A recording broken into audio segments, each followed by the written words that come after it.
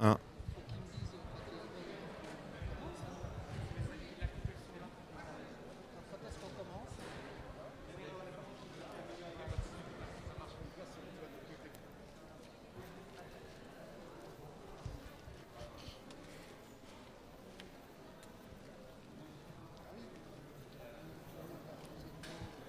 Tu verras comment je vais dynamiser la salle.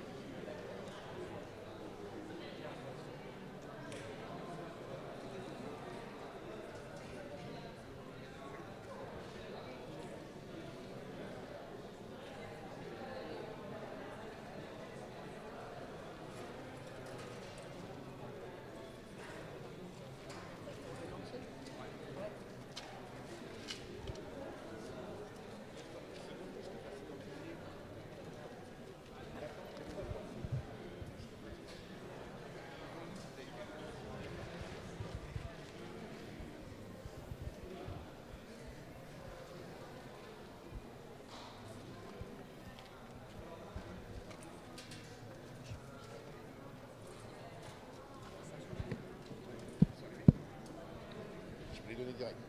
Super.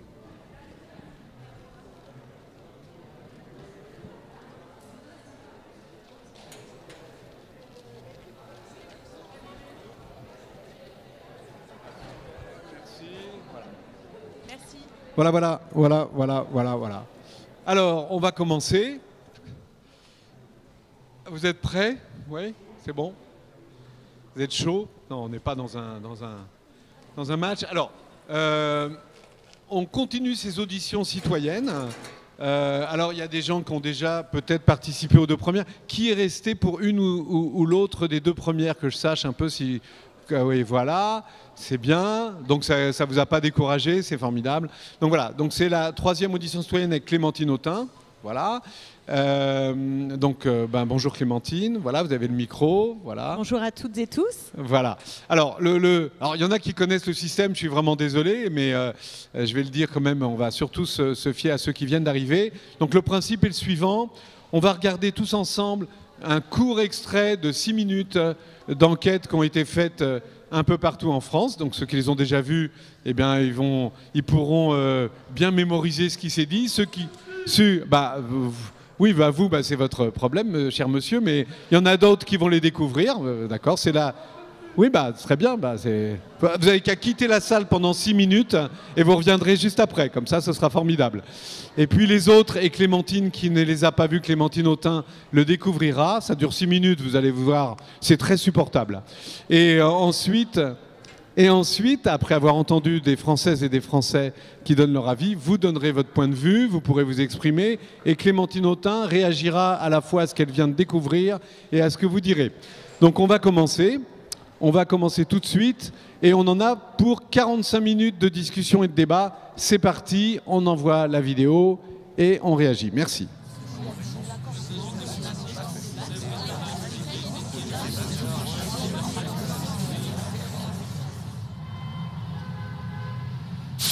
Le président de la région n'a aucun pouvoir, le maire local n'a aucun pouvoir, le député local n'a aucun pouvoir, et le préfet, représentant de l'État, en principe, qui a le pouvoir, les boîtes, ils ont... Et c'est un problème de démocratie, parce qu'on vote pour des élus, mais ils n'ont pas le pouvoir. La mondialisation, il y a tout. Il y a des bons côtés par rapport à toutes les avancées, par rapport à toutes les recherches, par rapport à la paix, tout ça dans le monde, c'est grâce à l'Europe. Mais d'un autre côté, on perd peut-être un petit peu de reconnaissance. La boulet dans l'univers mondial, européen et national, c'est une goutte d'eau dans la mer. Quand on voit les GAFA, les Google, Amazon, Facebook et Apple, on a le sentiment qu'il n'y a rien derrière, il n'y a pas d'objectif humain ou altruiste derrière ça. Et c'est frustrant en fait. Est-ce que nous, on est vraiment écoutés? Il n'y a personne qui vient, personne de la municipalité qui vient voir comment ça se passe ici. Je sais qu'ils n'ont pas trop le temps pour aller partout. Moi, ça fait 20 ans que je suis là. Et personne, j'ai jamais vu personne. Après, peut-être ils sont venus, j'étais pas là. Mais je sais pas où j'étais parce que je suis toujours là.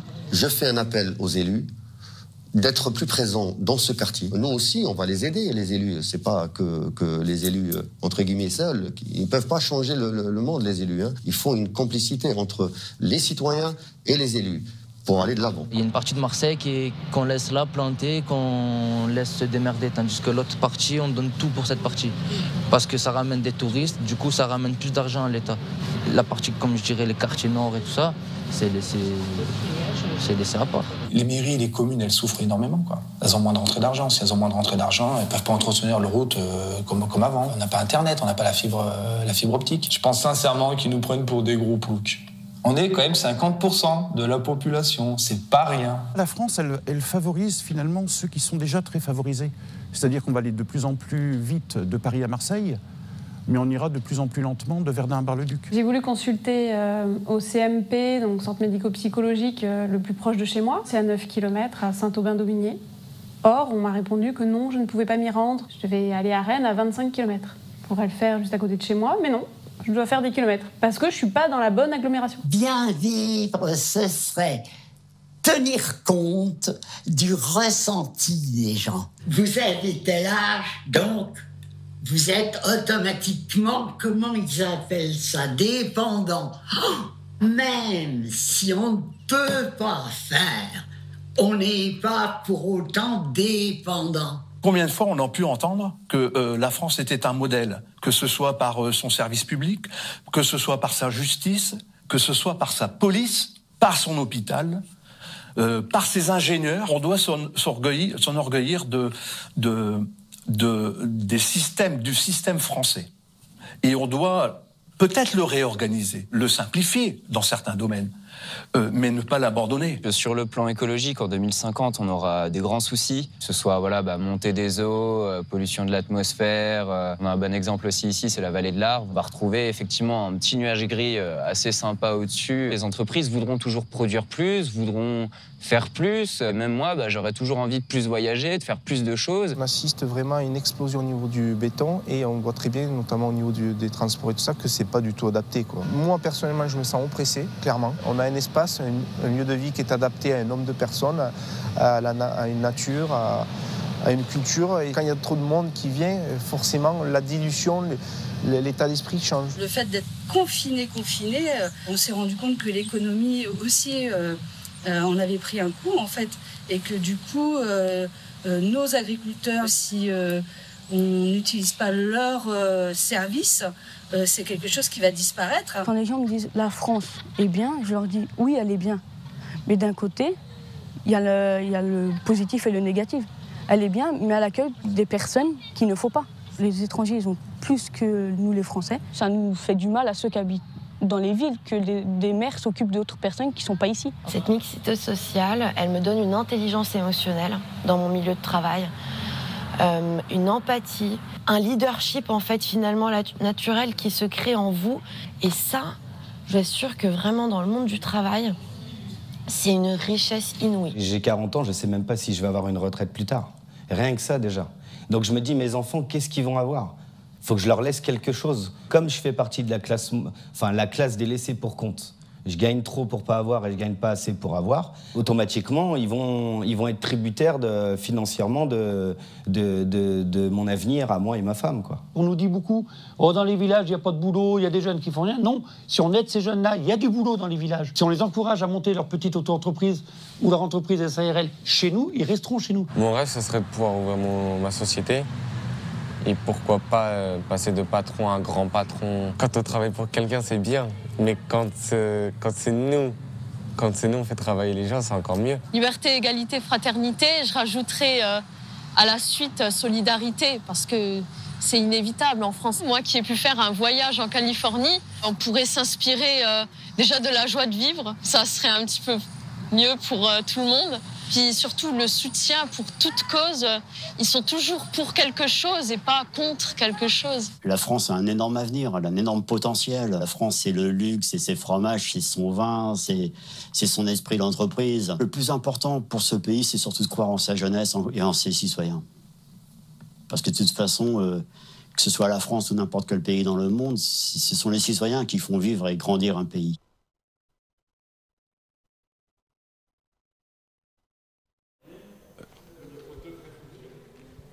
Allô, voilà, il était juste éteint pendant la vidéo.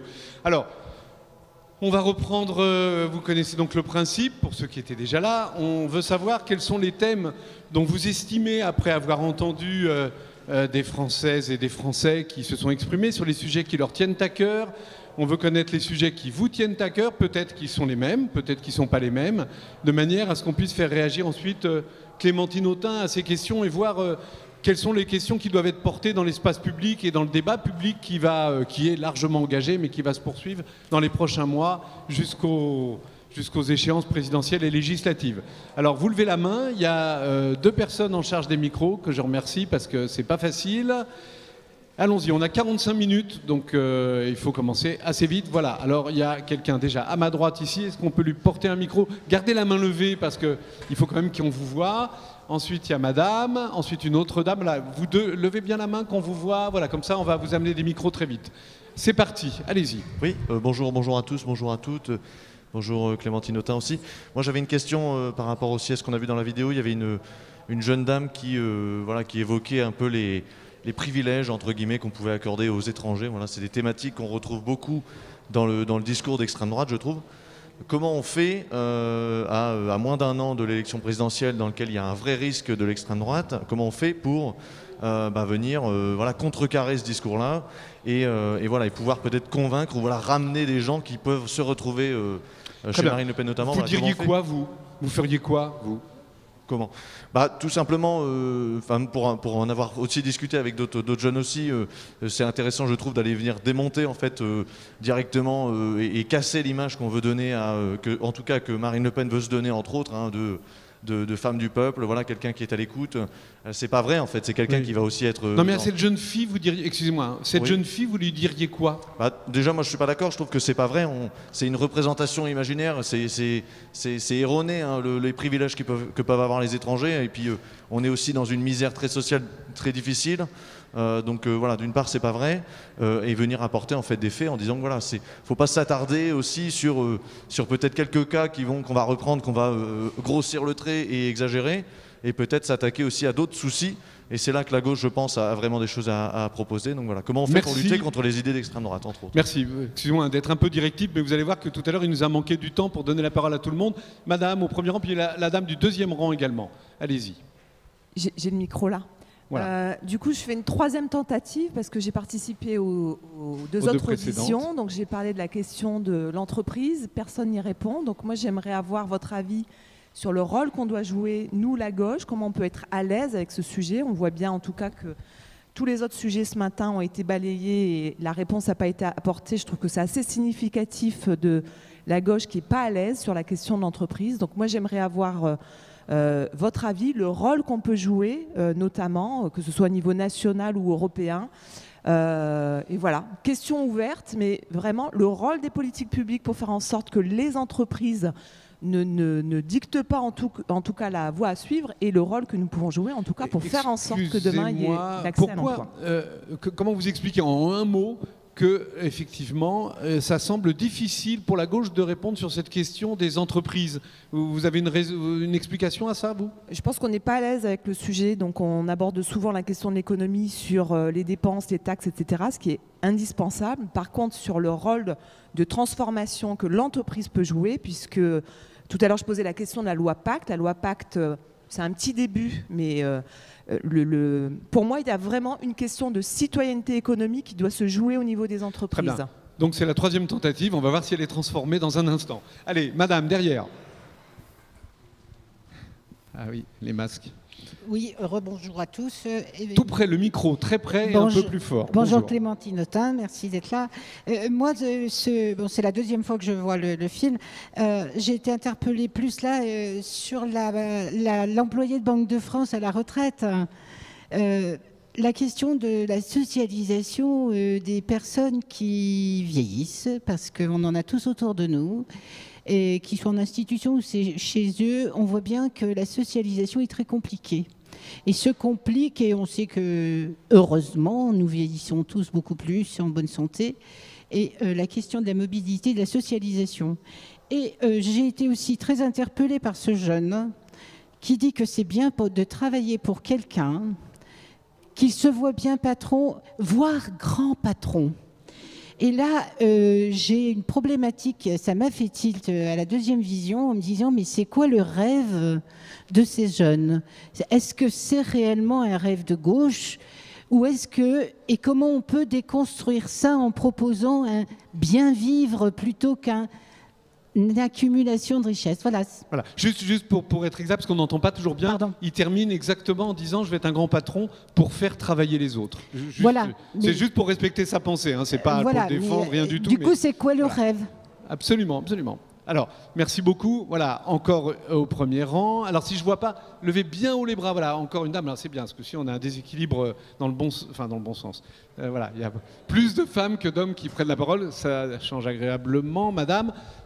Oui, bonjour. Alors, il y a un témoignage qui, moi, m'a beaucoup marqué, c'est celui de ce jeune homme qui parle des quartiers nord de Marseille, qui dit qu'on donne plus à certains quartiers et qu'on donne rien en quartier nord. Ma question, et c'est une question qui a encore été très peu abordée, c'est la question de l'écologie populaire, notamment dans les quartiers. Quelles solutions on apporte aux quartiers populaires, qui sont en fait les premières victimes de la pollution de l'air, qui ont des sites Céveso un peu partout et qui sont dans une très grande précarité, en plus de problèmes des questions de violence policière qu'on connaît bien dans les quartiers. Voilà, donc ma question c'est qu'est-ce qu'on fait pour les quartiers, sachant que c'est là où on a tous les jeunes actifs en réalité et qui se retrouvent...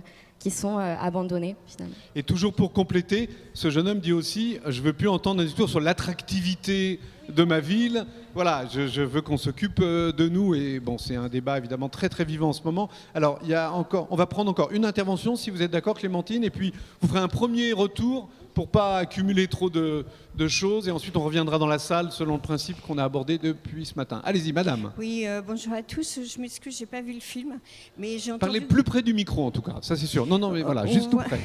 J'ai pas vu le film et je m'en excuse, j'ai pas pu arriver à temps. Voilà. J'ai entendu hier quelque chose qui m'a beaucoup frappé, c'est que les 50 plus gros patrimoines de France, milliardaires, avaient gagné 30% pendant la période du confinement. Et moi, je suis dans une association d'anciens enfants placés. C'est la réforme actuellement de l'enfance, de la protection de l'enfance. Et le vote à l'Assemblée nationale n'a pas accepté l'avocat pour l'enfant parce que c'est une dépense et qu'il estime qu'il n'a pas à financer ça.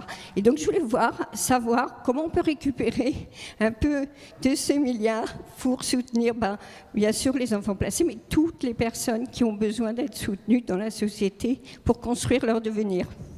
Allez, on fait, merci beaucoup, Clémentine Autain. Et puis ensuite, je préparez vos prochaines interventions parce que je reviens vers vous juste après. Voilà, ouais. Comme vous voulez. Voilà, allez-y, allez-y, je vous en prie.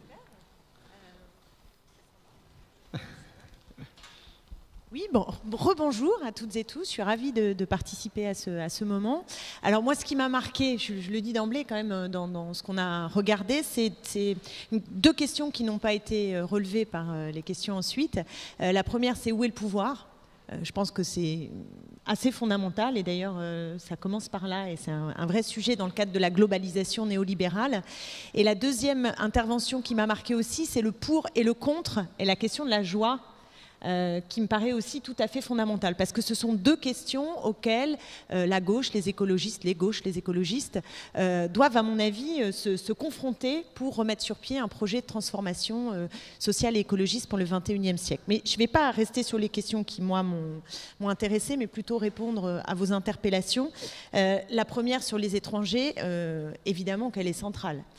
Parce que si nous ne sommes pas capables de tenir tête à l'extrême droite, on va disparaître et passer sous la table. Et il me semble qu'à gauche, c'est aussi d'avoir sans cesse cédé aux présupposés de l'extrême droite qui a contribué à nous mettre dans la nasse. Je prends un exemple, mais il y en aurait 1000. C'est évidemment la déchéance de nationalité proposée par un gouvernement dit de gauche. C'est-à-dire qu'à ce moment-là, nous avons une gauche qui marche dans les pas des présupposés de l'extrême droite.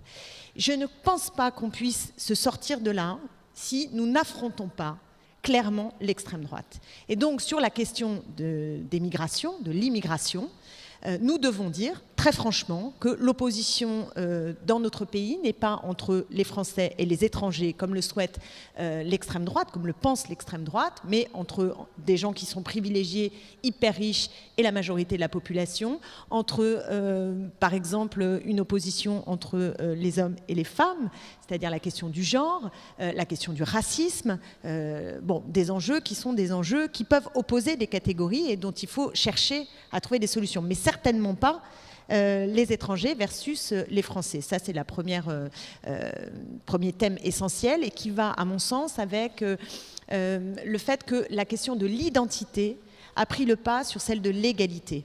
Et une gauche digne de ce nom, pour moi, doit être capable de dynamiser la question de l'égalité et sortir du piège de l'identité, parce que l'identité, il n'y a pas de solution, il n'y a pas d'issue.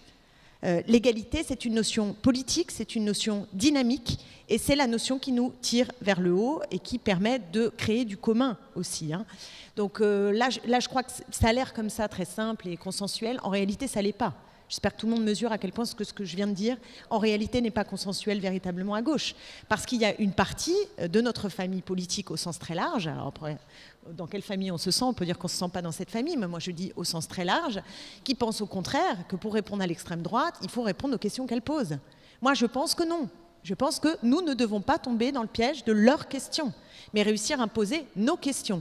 Et je rappelle, alors, il y en a qui n'étaient pas dans cette partie-là, mais en 2005, quel que soit le camp dans lequel on était, moi j'étais pour le non de gauche au traité constitutionnel européen, mais nous avons tiré au moins une leçon politique valable largement, c'est qu'à partir du moment où la question n'était plus pour ou contre l'Europe, mais pour ou contre cette Europe-là, alors c'était un autre débat, on avait gagné. Et c'est le non de gauche qui a teinté le résultat du non.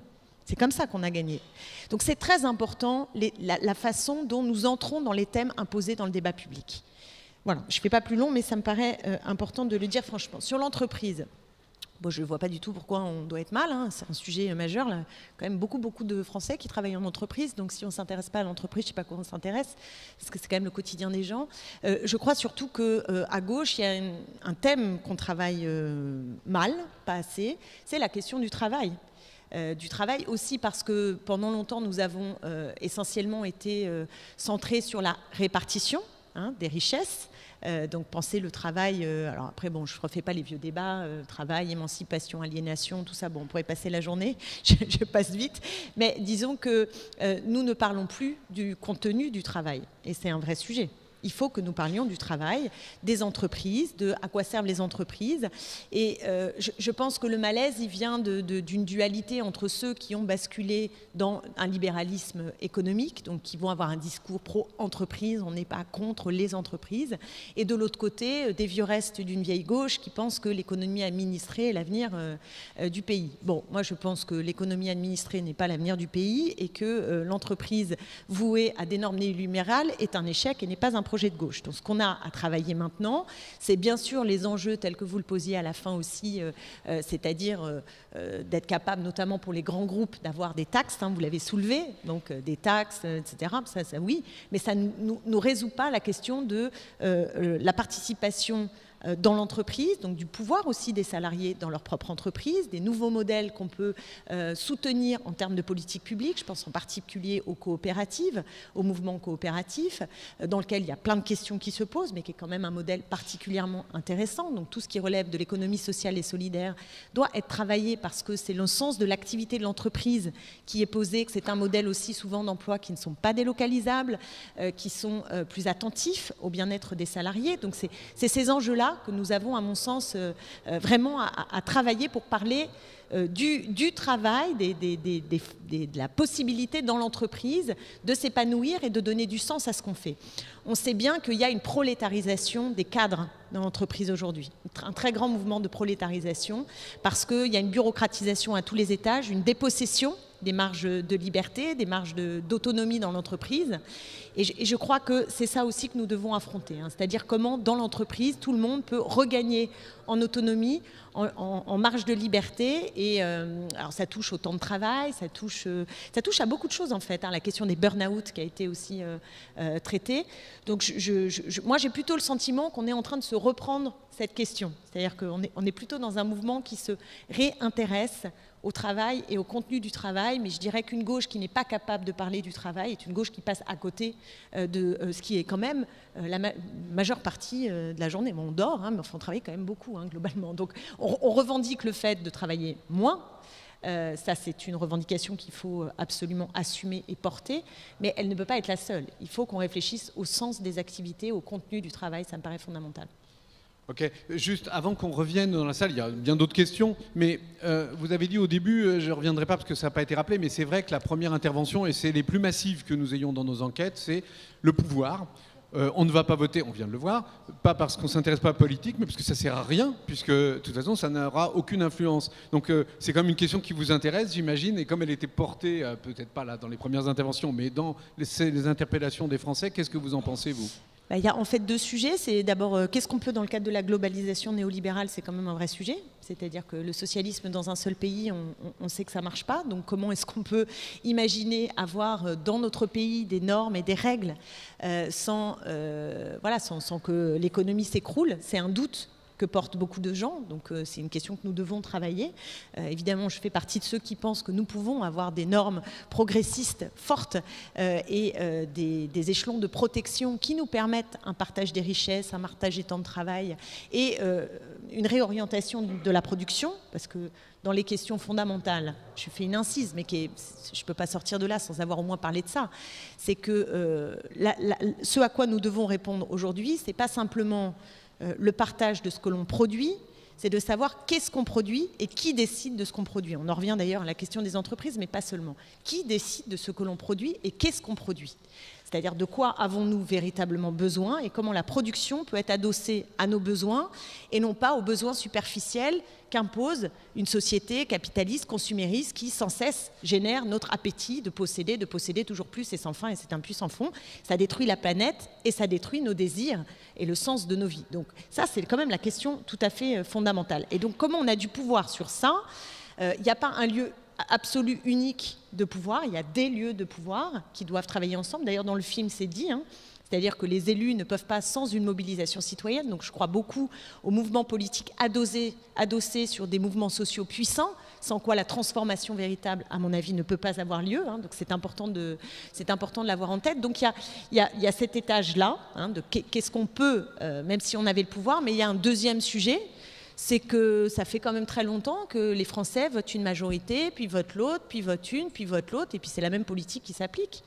Et donc forcément, on a l'impression que ça ne sert à rien d'aller voter, puisque de toute façon, qu'on vote à gauche, qu'on vote à droite, on a la même politique. Comment voulez-vous que ça donne envie, même que ça donne du sens à la démocratie? Donc retrouver de la conflictualité politique pour faire vivre la démocratie, pour moi, c'est tout à fait fondamental. Et ça suppose qu'à gauche, on ne se laisse pas attraper par voyez, l'ambiance dominante, en essayant de donner des gages, etc. Mais qu'on soit capable d'avoir un projet qui est un projet qui porte un certain nombre de transformations en profondeur de la société sur une cohérence politique qui s'affirme vis-à-vis des droites dominantes, malheureusement, aujourd'hui dans notre pays. Alors, on va revenir, comme promis, dans la salle. Levez la main ceux qui veulent prendre la parole. Je rappelle, le thème, c'est les sujets dont vous voudriez qu'ils soient au cœur des débats publics dans les mois qui vont venir. Donc, il y a monsieur, levez la main plus haut. Voilà, je m'excuse. Voilà, une autre personne ici. Et encore, alors j'en vois 3 là. Je ne sais pas si vous les voyez aussi, j'espère. Voilà.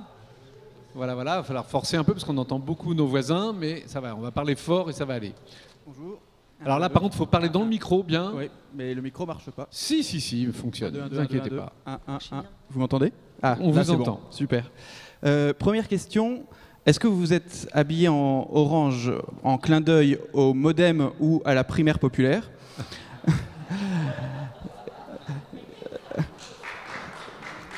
Et la question plus sérieuse, c'est est-ce que l'union de la gauche, une primaire, est-ce que c'est des choses qui vous parlent et est-ce que voilà, c'est quoi votre position par rapport à ça? Et ma deuxième question, c'est par rapport à l'Europe et à quelle Europe vous aspirez et surtout quand on n'est pas d'accord en Europe avec des pays autour de nous qui ne sont pas forcément à aller dans le même sens, c'est quoi le rapport de force et c'est quoi la transformation et la démocratie à l'échelle européenne? Merci. Donc l'Europe et l'Union, ok, très bien. Alors, levez la main encore parce que sinon on ne vous retrouve pas. Voilà, allez-y, donnez le micro. Ouais. Voilà, c'est sans pas vous lever parce que ça on vous voit mieux. Ok, parfait. Bonjour, très rapidement, en fait j'ai 2 questions, moi je pense, qui sont un peu fondamentales. Premier sujet qui n'a pas beaucoup été abordé, c'est les questions de santé. Et je pense que c'est un peu essentiel parce qu'aujourd'hui, on l'a vu avec la crise, on a une vision de la santé qui est très gestionnaire ou en tout cas réservée à une vision professionnelle de santé, alors qu'aujourd'hui, on a tout un enjeu justement à faire de la santé un enjeu citoyen. C'est-à-dire que ce n'est pas parce qu'on n'a pas forcément une expertise de professionnel médical en tant que tel qu'on ne peut pas avoir des réflexions sur les problématiques de santé que peuvent rencontrer la société et sur comment on peut essayer d'agir. Surtout quand on regarde, c'est beaucoup par exemple les organisations un peu de santé des jeunes, par exemple, qui ont porté des combats, ne serait-ce que par exemple sur le remboursement des protections périodiques et qui ont par la suite été repris à leur manière par le gouvernement, ou encore par exemple sur la question de la santé mentale, où pour le coup, d'abord on a vu les jeunes comme étant finalement les responsables de la crise sanitaire, avant de se rendre compte qu'effectivement, comme n'importe qui d'autre, ils subissaient des conséquences de cette crise, notamment en termes de santé mentale. Et le deuxième sujet, très rapidement, je pense qu'il est aussi important à aborder, en fait, c'est le lien entre les acteurs politiques et le mouvement social au sens large, que ce soit les entreprises ou autres, où je pense que l'un des éléments, qui explique aussi cette déconnexion et le sentiment, des fois, que, en tout cas, les avenirs, en tout cas les éléments qui nous sont posés par les acteurs politiques ne sont pas crédibles, c'est qu'en tout cas, on a le sentiment que ça n'a pas de répercussions concrètes, ou en tout cas qu'il n'y a pas d'illustration. Et c'est là où, pour le coup, je rebondis sur ce qui a pu être dit, notamment sur les acteurs d'économie sociale et solidaire, où il y a un vrai enjeu, justement, à montrer que des acteurs en fait, sont en capacité de traduire aujourd'hui ce qu'on peut penser politiquement, que ce soit en termes démocratiques, en termes d'aspiration sociale ou autre. Et je pense qu'il y a un vrai enjeu justement à travailler sur ce lien-là pour faire en sorte qu'on puisse avancer. Ok, merci. Alors, on a tous un petit effort pour être un poil plus court parce que on va pas pouvoir prendre tout le monde sinon. On a 3/4 d'heure, pas plus. Alors, levez la main si... Oui, je sais que vous avez levé la main, mais il ne vous a pas vu. Il est là, le jeune homme. Voilà. Voilà. Allez, perdez pas trop de temps. Pendant ce temps-là, l'autre micro peut circuler, comme ça. C'est formidable. Ou ça? Très bien. Levez la main derrière que je vous repère. Voilà. Ok. Alors, ici, et ensuite on en prendra une autre, et ensuite Clémentine Autain réagira. Allez-y. Alors, moi, ma question, elle est peut-être un peu plus théorique et philosophique, mais en fait, est-ce que ne faudrait-il pas réévaluer l'expérience des différents socialismes? Je pense notamment aux expériences d'autogestion et du socialisme à visage humain de Tito, ou même les autogestions algériennes. Et du coup, ma deuxième question, c'est qu'en fait... Le micro, par contre, sinon on ne vous entend pas. Parlez dans le micro. Ok, oui. C'est à la fois une question et une remarque. Pour moi, en fait, l'humain est transformé en marchandise par le capitalisme néolibéral. Comment lutter contre ça concrètement? Ok, merci. On continue. Madame là-bas et un monsieur qui a déjà un micro. Levez-vous, comme ça c'est plus simple, je vous vois et on sait que c'est vous qui devez parler. Voilà, comme ça on enchaîne les deux personnes et ensuite je ferai un petit retour vers Clémentine Autain parce qu'on a déjà beaucoup de sujets là. Allez-y, je vous en prie. Bonjour, merci de me donner la parole. Je vous en prie, allez-y. Les scientifiques du GIEC et aussi ceux qui sont spécialisés dans la biodiversité nous disent que les questions de climat et de perte de biodiversité énormes sont des enjeux absolument vitaux pour nos sociétés, aussi bien mondialement qu'en France. Or, je vois rarement dans ces débats question de ces questions-là, et je m'en étonne parce que de tout ce qu'on dit aujourd'hui ou les autres jours, ça en découle. Les décisions que l'on prend aujourd'hui sont absolument lamentables et donc je voulais savoir ce que vous en pensez. Comment vous pensez réagir à ce genre de choses? Allez, on va prendre encore une intervention pour laisser le temps un peu à la réaction de Clémentine Autain. Allez-y, madame. Oui, merci de me donner la parole. Non, je voulais rebondir un peu comme vous tout à l'heure par rapport à votre question. C'était la place que vous donnez à l'éducation permanente également, parce qu'on parle beaucoup soit de l'éducation pour les plus jeunes, soit de la formation de plus en plus professionnelle pour les plus âgés. Or, on sait très bien que les compétences professionnelles sont de plus en plus volatiles et que suite à la crise qu'on vient de vivre, il y a une grande fragilisation sociale qui va du coup pas pouvoir pourvoir au poste parce que les personnes sont pas formées aux bonnes compétences et que finalement si on doit raisonner sur les savoirs de base et les compétences transversales et l'autonomie à rebondir des personnes, pas seulement la formation professionnelle. C'est la 4e fois que le thème revient là dans nos débats. Vous avez l'impression que c'est un thème, l'éducation, qui est suffisamment présent dans l'espace public et dans les débats qui sont menés en ce moment dans les différentes formations de la gauche et des écologistes, la question de l'éducation et de la formation? Non, pas du tout, parce qu'en plus c'est un outil puissant. C'est pas une question en tant que telle, c'est un outil. C'est un levier qui n'est pas suffisamment sollicité. Allez, Clémentine Autain. Alors, vite, il y a beaucoup de... Je vais commencer par une question qui va rejoindre une question à laquelle je n'ai pas répondu avant, c'est la question de l'écologie populaire et donc du réchauffement climatique. Moi, j'ai plutôt le sentiment que le réchauffement climatique est dans le débat public, bien plus que l'éducation ou la culture qui aujourd'hui ont disparu du débat politique. Moi, j'en suis affligée, mais vraiment affligée. C'est-à-dire que, alors la culture, c'est le parent pauvre total, mais même l'éducation, il me semble qu'à gauche, on est extrêmement faible pour avoir un discours qui soit autre chose qu'on veut plus de moyens. Hein, ce qui est bien, mais enfin, ça ne donne pas un sens particulier à la culture. Il y a Laurence Decoq qui est là-bas et qui, je crois, je l'ai vu tout à l'heure. Heureusement, nous avons des intellectuels qui nous aident à penser, mais je crois profondément que sur l'éducation, on est aux fraises. Voilà, je le dis comme je le sens. Et sur la culture, on est au degré zéro. Mais c'est grave, c'est extrêmement grave. Parce que ça fait partie des conquêtes aussi des droites dominantes. Parce que moi, j'ai presque envie de dire, si on parle d'émancipation humaine, on commence par l'éducation et la culture, c'est fondamental. Et pourquoi la gauche abandonne ce terrain? Ouais, je sais pas, hein, mais j'ai pas forcément une réponse. Elle a abandonné beaucoup de choses, hein, donc si on doit discuter sur... enfin, la gauche est quand même pas très en forme. J'espère que tout le monde ici, voilà, c'est un constat que nous pouvons partager.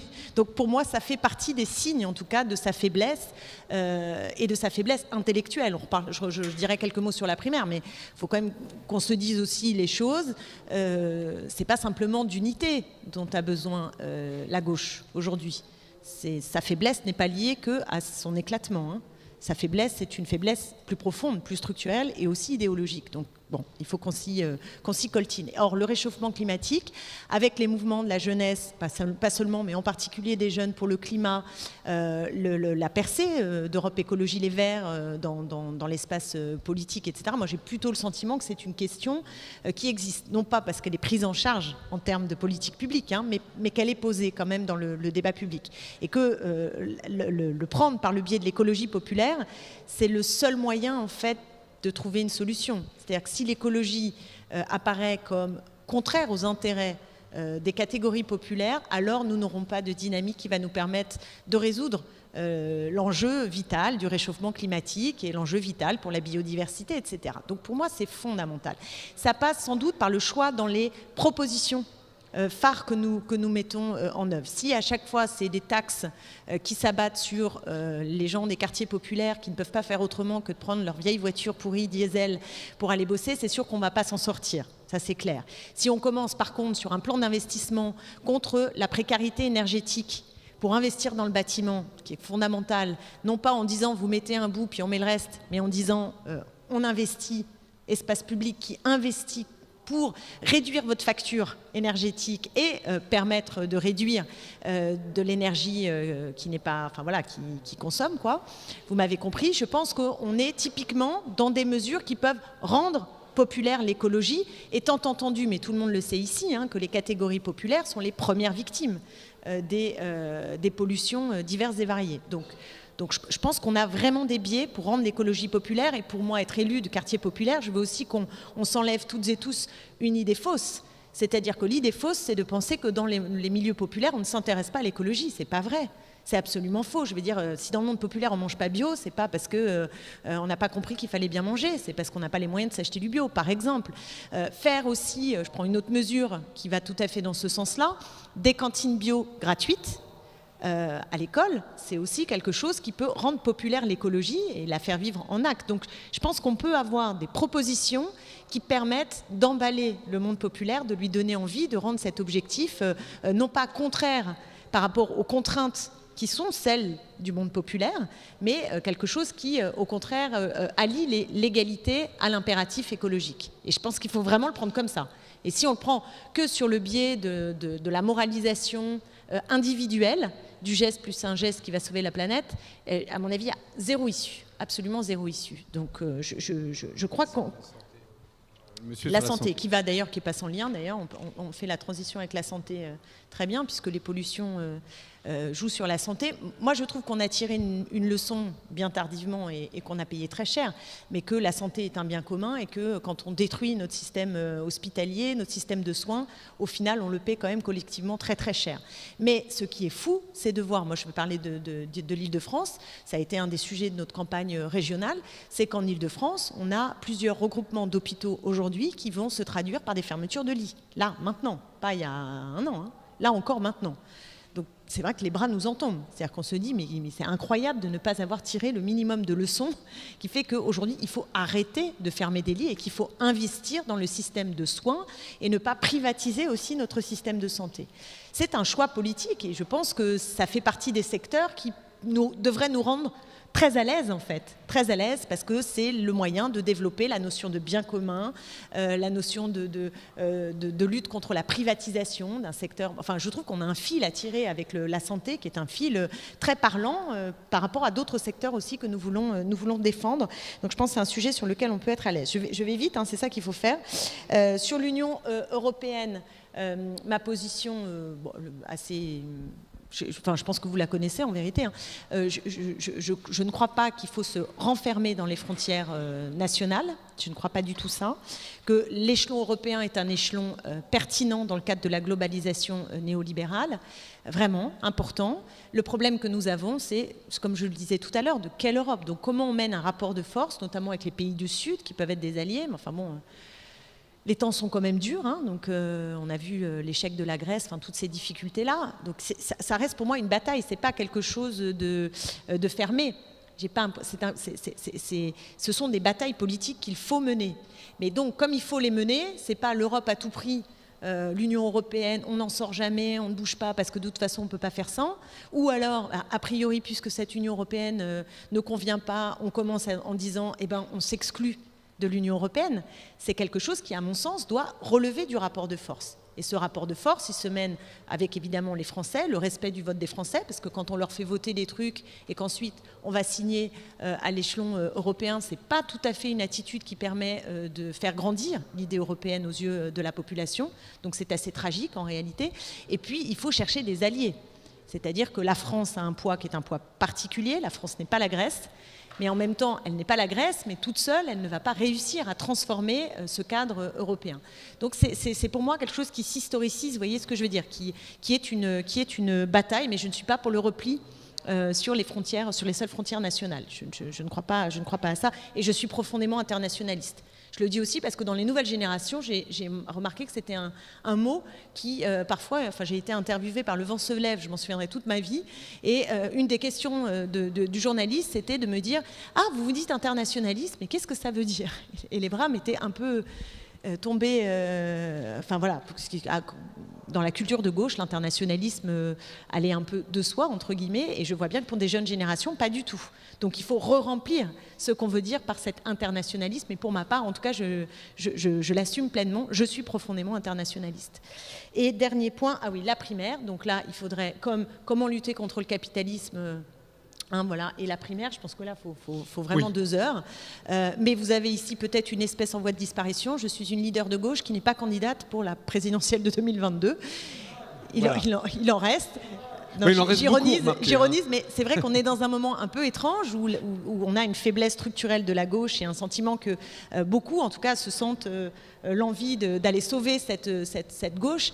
Donc c'est important de savoir qui représente. Moi, je n'ai pas de mépris sur cette question-là, c'est-à-dire que la politique, ça s'incarne. Donc pas de mépris pour ces enjeux, c'est des vrais enjeux.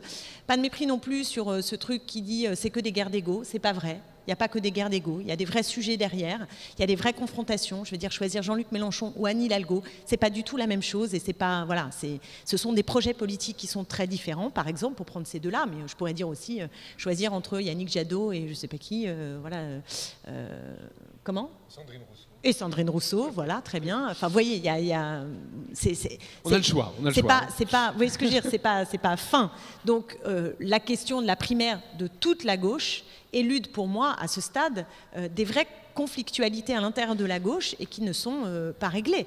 Moi, vous me connaissez sans doute un certain nombre, je suis pour des passerelles et c'est ma raison de ma présence ici à chaque année pour le festival, c'est-à-dire que nous avons besoin de créer du lien, des passerelles, du commun à l'intérieur des gauches et des écologistes. C'est mon combat.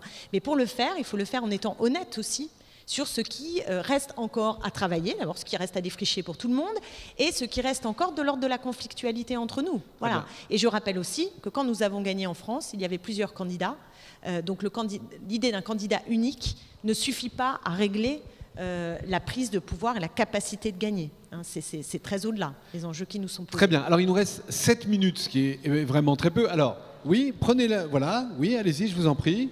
On vous donne un micro, parce qu'on va laisser quand même quelques minutes aussi à Clémentine Autain pour conclure un peu. Alors, allez-y, prenez le micro.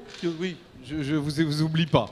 Je ne risque pas de vous oublier, parce que je vous connais bien maintenant. Alors, je vais vous donner la parole, ne vous inquiétez pas. Mais j'essaie évidemment ceux qui n'ont pas du tout parlé encore, voilà, et aussi une autre personne. Allez-y. Bon, bonjour Clémentine Autain, bonjour à tous. Je vais essayer de faire très rapide. J'aimerais vous poser une question en ce qui concerne les jeunes et surtout les étudiants. Parce que pendant la crise, j'avais l'impression qu'on s'en fichait royalement, surtout dans le monde des médias, sur la situation des étudiants, les universités, surtout quand on voit les queues alimentaires qui ont été énormissimes, notamment aux portes de Clignancourt et un peu partout en France. Donc voilà, qu'est-ce que vraiment la gauche peut proposer en ce moment-là sur le STEM, sur l'enseignement supérieur, le peu de moyens, le système en fait, même le système scolaire en général, qui est lourd, inefficace. Dans les classements PISA et autres classements, on est hyper mal classé. On est dans les pays les plus mauvais d'Europe. Donc qu'est-ce que justement la gauche peut proposer sur ça, au-delà du plus de moyens, plus de moyens, plus de moyens? Donc vraiment, qu'est-ce que voilà, concrètement on peut faire en sorte aussi que les étudiants d'une certaine manière survivent aussi, tout court, au-delà du, comme propose la droite, non, ils veulent pas d'aide, ils veulent un job. Voilà, qu'est-ce qu'on répond aussi à ça, concrètement, parce que ça va être, je pense, un débat, puisque aujourd'hui les étudiants, c'est peut-être une part non négligeable, mais ce sont des personnes qui ne votent pas aussi. Merci beaucoup, et merci d'avoir fait l'effort d'être court. Alors c'est un gros sujet, allez-y. Bonjour, ouais, ça marche. Il y a un sujet, moi, qui me tient à cœur, c'est la démocratie. On a eu les résultats des abstentions, enfin de l'abstention qui était énorme. Moi, le candidat pour lequel je voterai à gauche, ce sera le candidat qui me convaincra, qui va vraiment aller chercher une transformation démocratique. Et pour moi, ce ne sera pas du discours, ça sera dans l'organisation interne de ce que lui, comment il s'organise en interne dans son groupe politique ou dans son organisation. Et du coup, je voulais savoir si vous, à l'AFI, pour moi, à l'AFI, vous êtes ceux qui parlent le plus franchement de cette transition démocratique. Et je voulais savoir si vous avez des gages ou des manières, vous pourrez nous raconter un peu comment vous vous organisez en interne sur ce côté-là et comment vous arrivez à bosser en groupe, rien qu'entre vous, comment vous arrivez à bosser avec vos militants. Et vraiment de manière démocratique, que ça ne soit pas le chef, parce que moi j'ai l'impression que c'est Jean-Luc Mélenchon qui décide de tout. Excusez-moi, voilà. Mais pourquoi, juste d'un mot, pourquoi est-ce que vous pensez que la façon de faire de la politique serait plus importante au moment de votre choix que la liste des sujets et des programmes? Pourquoi vous privilégiez ça? Parce que moi je pense que là on a un échec démocratique énorme et que la seule manière de continuer à bosser ensemble, c'est de trouver une nouvelle manière de faire de la politique. Et pour l'instant, je ne le vois pas dans les partis. Et je trouve que c'est très opaque la manière de fonctionner quand on n'est pas dedans. Et du coup, je trouve qu'il y a beaucoup de discours sur la démocratie, mais j'aimerais bien avoir, comment concrètement vous organisez en interne avec vos militants. Très bien. Sur cette question-là. Je sais pas si, voilà. Alors, ça sera la dernière intervention, voilà, de monsieur, voilà. Alors, moi, je voudrais m'adresser à Clémentine, au risque d'être taxé de flagornerie, excuse-moi. Je trouve que toi, tu es vraiment une candidate qui n'hésite pas, hein, tu es la plus consensuelle, tu serais peut-être la seule à faire, après c'est une pression sur Hidalgo et sur Mélenchon, pour qu'ils se... Non, mais tu es la plus à même, et c'est déjà vérifié par l'assistance ici, que tu peux constater, qui est largement supérieur à ce qu'il y a eu ce matin comme audition citoyenne. Alors vas-y, on est tous avec toi. Bon, c'est vrai. Bon, en même temps, les premiers ils étaient là à 9h30, alors évidemment, c'est pas pareil. Bon, excusez-moi. Alors, vous allez... excusez-moi, Clémentine Autain, vous allez... Non, mais je sais qu'il y a d'autres... Alors, allez, on en prend une dernière. Comme c'est 12h30, on va déborder de 5 minutes si Christian Paul nous autorise. Oui, Christian, on peut. Oui. 5 minutes, il nous donne l'autorisation. Allez-y. Merci beaucoup. Je voulais poser une question aussi sur la problématique étudiante qui a été un peu abordée. Une question un peu plus précise là-dessus.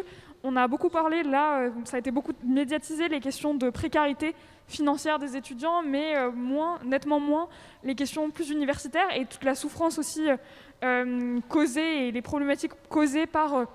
la sélection qui s'opère à l'université, une sélection qui se fait beaucoup par l'échec. On voit, j'ai pu voir dans certaines promotions à l'université, 82% d'échecs à un semestre, ce qui est quand même aberrant, ce qui est énorme, ce qui provoque de la reproduction sociale, puisqu'il n'y a aucun accompagnement à côté de ça, une pédagogie qui est extrêmement limitée, avec un accompagnement qui n'existe pas des étudiants dans les universités. Qui fait que donc on a cette reproduction sociale, on a aussi toute une souffrance psychologique très forte. Et pour finir très rapidement, on a un gouvernement, le gouvernement d'Emmanuel Macron qui a fait énormément de changements par rapport à ça, qui a quand même renforcé la sélection à tout niveau, à l'entrée de l'université, au cours des études. Et donc là-dessus, voilà, je voulais un peu avoir vos propositions à ce sujet. Merci. Alors ce sera donc à la fois réaction, réponse, conclusion, tout en un. 5 minutes, 7 minutes. Alors, enseignement supérieur, finalement, il y en a eu 2, donc c'est un sujet tout à fait fondamental. Et avec la crise Covid, en plus, je trouve que l'année qu'on vient de passer est d'une extrême violence vis-à-vis de la jeunesse et qu'on risque peut-être de retomber dans une phase de cours en Zoom, etc. C'est épouvantable. On ajoute à ça le Parcoursup, qui est une catastrophe que nous avons dénoncée. Je vois ma collègue Elsa Fossillon, qui est députée, qui est dans la commission ad hoc, qui s'est battue ensemble contre Parcoursup. Et c'est voilà, le sens aujourd'hui de cet enseignement supérieur qui vise à créer toujours plus de sélection, à être assez brutal aussi dans ses choix, avec une dimension aléatoire de rapport à la machine, qui est terrible et qui va s'abattre sur les catégories sociales les plus défavorisées. C'est ça qui va se passer, hein. C'est ça qui est déjà en train de se passer.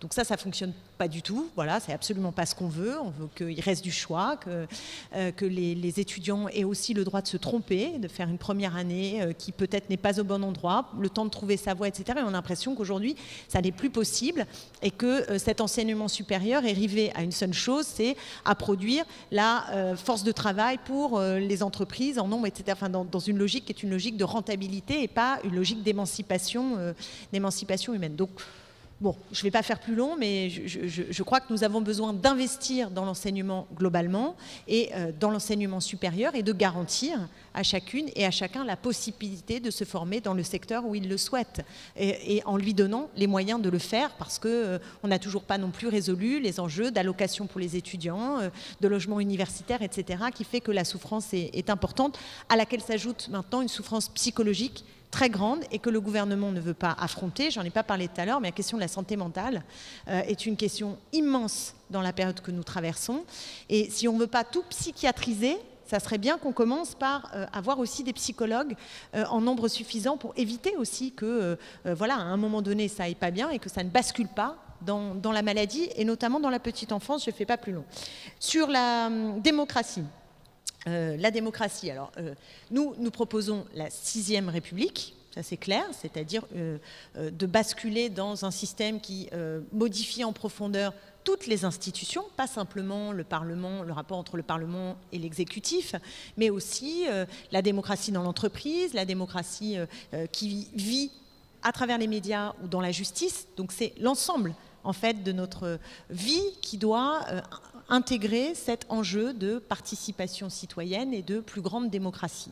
Et ça suppose qu'on ripolline pas, mais qu'on ait un grand moment de rupture avec une convention citoyenne qui permette de reposer les choses à plat. Ça me paraît fondamental. Je pense qu'on ne peut pas résorber l'abstention, on ne peut pas retrouver un lien de confiance entre les citoyens et les citoyennes et la politique et ses institutions sans qu'il y ait cet énorme Big Bang, j'ai envie de dire, enfin vous voyez ce que je veux dire, quelque chose de très très profond. Je pense que ça ne fonctionnera pas.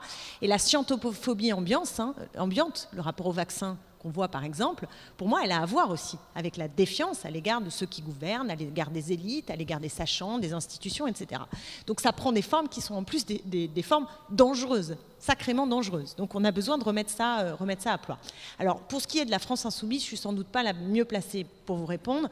Là aussi ma critique est connue, hein, je ne crois pas du tout que la France insoumise ait trouvé à ce stade des modalités démocratiques du XXIe siècle. Je veux bien donner acte volontiers, y compris pour les discussions que j'ai eues très souvent avec Jean-Luc Mélenchon sur le sujet, qu'il y avait la volonté de sortir des formes traditionnelles et notamment de ces batailles de congrès avec des courants qui finissent par se figer, se détester, être finalement pas très démocratiques non plus. Donc on est passé au mouvement gazeux. Bon, moi, je ne suis pas très convaincue par le mouvement gazeux, hein, je ne vous apprends rien. Voilà, donc je pense que c'est devant nous. Cette question-là est devant nous, de savoir comment on fait vivre un mouvement politique démocratique qui ne s'englue pas dans des batailles de courants figés, un peu stériles et finalement qui recrée un appareil bureaucratisé avec beaucoup d'apparatchiks. Je ne peux pas dire mieux, je peux pas faire plus simple. Et je crois que la question est pas simple. Si la France insoumise ne l'a pas réglée, même si elle invente des choses qui ne sont pas inintéressantes, pour le tirage au sort par exemple qu'on ne trouve pas forcément ailleurs, moi je trouve qu'une dose de tirage au sort, je ne suis pas forcément contre, voilà. Mais tout ne peut pas fonctionner au tirage au sort et il faut bien qu'il y ait des espaces dans lesquels à un moment donné ça discute, ça prend des décisions qui sont légitimes et qui sont raccordées dans ce qu'on appelle, j'aime pas le mot, mais le bas. Vous voyez ce que je voulais dire? Ce que je veux dire, s'il n'y a pas de corrélation et de rapport entre les deux, un peu institutionnalisé, à ce moment-là, ça veut dire que tout se décide en haut et puis que le bas, il fait bien ce qu'il veut, ça c'est sûr, mais au bout d'un moment, voilà, il n'est pas raccordé à des décisions d'organisation. Donc cette question des modalités d'organisation est importante et j'entends bien que, évidemment, la façon dont on réussit ou non donne plus ou moins de confiance dans notre capacité à faire vivre une nouvelle République. Ça, je l'entends. Mais qui peut s'enorgueillir? Quelle organisation politique, même au-delà de l'AFI, aujourd'hui, peut s'enorgueillir d'avoir trouvé un mécano qui, je pense que tout le monde cherche un peu et qu'il faut qu'on continue à creuser cette question-là et qu'on n'y est pas encore. Alors, juste une dernière chose, puisqu'il nous reste 1 minute, donc je vais prendre quelques secondes. Vous êtes la première à relever que dans l'enquête que nous avons produite, une jeune fille qui est elle-même engagée dans des combats militants parle de la joie de vivre qu'on ne trouve pas assez, et de la difficulté. Alors on est au Festival des idées en plus, donc déjà festival, ça donne une idée de ça, mais que la gauche en fait et les Français ont du mal à être pour, comme elle l'a vu ailleurs, et c'est toujours contre. Est-ce que ça fait pas partie aussi un peu du déficit général de la? Tout à fait. J'ai oublié de répondre d'ailleurs pourquoi je suis en orange, donc ce n'est ni le MoDem ni la primaire. L'orange est la couleur de la clémentine, j'imagine que ça ne vous avait pas échappé. Mais plus fondamentalement, non je déconne, mais plus fondamentalement, je pense que j'aime bien aussi le côté on n'est pas tous gris, quoi. Voilà, c'est-à-dire qu'à l'Assemblée nationale, moi je me suis rendu compte à quelle vitesse d'ailleurs ma garde-robe était devenue progressivement avec plein de vestes noires, bleu marine, etc. Et à un moment donné, j'ai dit non mais stop, là, on va où? Donc moi je n'aspire pas, c'est peut-être que je suis une femme aussi, hein, donc j'ai pas envie d'entrer en politique et de singer les codes qui sont des codes très masculins, et je pense que mettre aussi de la couleur, de la joie, des fleurs, ça fait partie, je ne l'ai pas fait pour des raisons politiques, mais en réalité ça fait partie de ma personnalité et aussi de ma personnalité politique, et c'est important. Et je crois à cette question de la joie, je pense qu'on se mobilise d'autant plus et d'autant mieux qu'on a une perspective qui est une perspective pas simplement en contre, même si je partage le point de vue souvent développé par Edoui Plenel qui dit que quand dans le non, il y a du oui, et ça c'est vrai. Dans le non, il y a du oui. Dans un refus, on commence à dessiner quelque chose de l'ordre du pour. Mais en même temps, nous avons besoin de retrouver à gauche, en effet, de la joie, de la couleur, de la vitalité, de transpirer aussi ça. Voilà. De ne pas avoir toute la misère du monde sur nos épaules, mais quelque chose qui nous porte de façon positive, en perspective. Et je pense que la jeunesse en particulier a besoin de ça, parce que c'est rude en ce moment. L'idée que nous pensons que nos enfants vont vivre plus mal que nous, et que la jeunesse se dise je ne sais pas dans quelle société je grandis, où je vais, qu'est-ce que je vais faire, ça ne va pas du tout. Donc c'est à nous de porter cet espoir, et cet espoir, il doit être haut en couleur. Merci Clémentine Autain, merci à tous.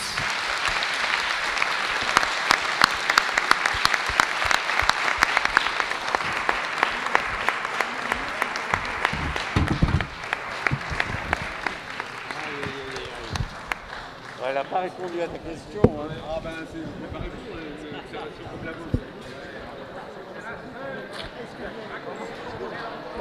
Je me suis dit... Tu as